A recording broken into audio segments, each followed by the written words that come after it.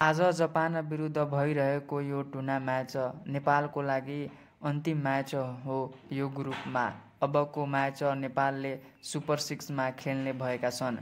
आजको म्याच 4:15 साँझतिर बेलुका हुन गइरहेको छन्। सबै नेपालीहरूले आफ्नो राष्ट्रप्रतिको माया र प्रेम बताइदिनुहोस् र भिडियोलाई लाइक समेत पनि गर्नुहोस्।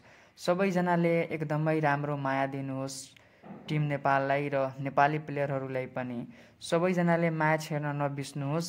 आजको म्याच त्यति नेपाली क्रिकेटरहरूको लागि खासै त्यति जरुरी पनि छैनन्, किनभने टेबल टपमा रहेको छन् नेपाल टिम।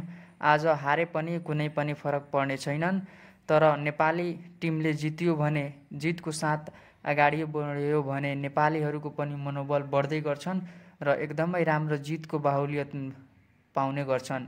सुपर 6मा म्याच जब नेपालको हुन्छन् भने जसरी भए पनि नेपालले सुपर 6मा जित्नुपर्छन्। जित्दाखेरि त्यहाँबाट 3वटा टिम, एकदमै 2वटा महत्त्वपूर्ण टिम हुनेछन् जसले वर्ल्ड कपको लागि क्वालिफाई गर्छन्। तर नेपालले सुपर 6मा म्याच हार्यो भने नेपालीहरू फेरि निराश हुनेछन् भने एकदमै राम्रो बाहुल्यतको साथ नेपाल जित्छन्।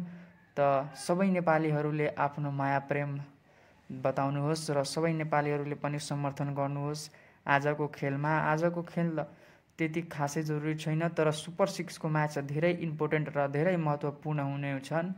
नेपालीहरूले चाहेका र तेस्रो पटक विश्वकप खेल्न देख्नुहुनेछन् भने नेपालीहरूलाई माया गर्दै यो जितको साथ हामी अगाडि बढ्दै जाओस् र नेपालीहरूले पनि वर्ल्ड कप खेलोस् भन्ने हाम्रो इच्छा रहेको छ। नेपालको गौरव र राष्ट्र प्रेमको लागि नेपालीहरूले जसरी पनि यो खेल जित्छन्।